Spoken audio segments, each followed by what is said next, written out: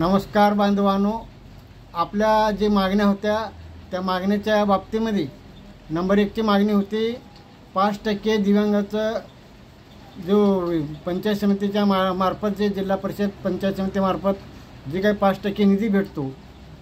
आणि दुसरी मागणी होती आपली रेल्वे स्टेशनमध्ये प्रत्येक ठिकाणी दिव्यांगाला रेल्वे स्टेशनमध्ये हे देण्यात यावं, स्टॉल देण्यात यावा। आणखी तिसरी मागणी होती आपली रेल्वेमध्ये इकडे तिकडे लोक भटकतात त्या लोकांना शासनाने कायमचा रोजगार द्यावा आणि महिना 6000 रुपये पगार द्यावा आणि महिन्याला पगार देण्यात यावा। आणि जे 1994च्या उच्च न्यायालयाच्या सुप्रीम कोर्टाप्रमाणे जे 5400 रुपये पगार आहे तर त्याच्यापैकी 6000 तरी द्यावा पगार कमीत कमी। तर शासनाकडे अशी एवढी थकीबाकी आहे, थकबाकी 1994 पासूनची।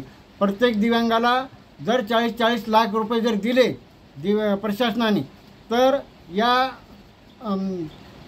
ह्या पगारीवरती दिव्यांग लोक सुधरू शकतात।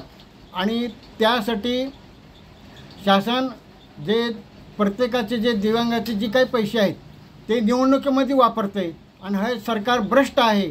तरी या संबंधी अनेक 56 मागण्या आहेत। त्यासाठी आपली प्रशासनाकडे मागणी आहे की लवकरात लवकर कारवाई करावी या मागणीवरती। आणि तसेच 11/7/2025ला पुरा महाराष्ट्र बंदचं आपण आवाहन केलेलं आहे। मुख्यमंत्र्यांना आपण निवेदन पाठवलेलं आहे। त्या निवेदनावर काय कारवाई होते ते बघूया, यासाठी आपण प्रशासनाकडे मागणी केली, मंजुरीसाठी मागणी केली। धन्यवाद।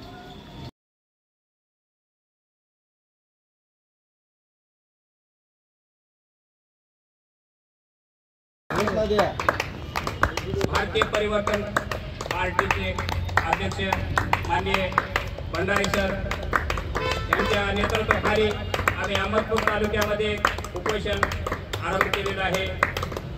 दिव्यांगाच्या विविध मागण्या आहेत।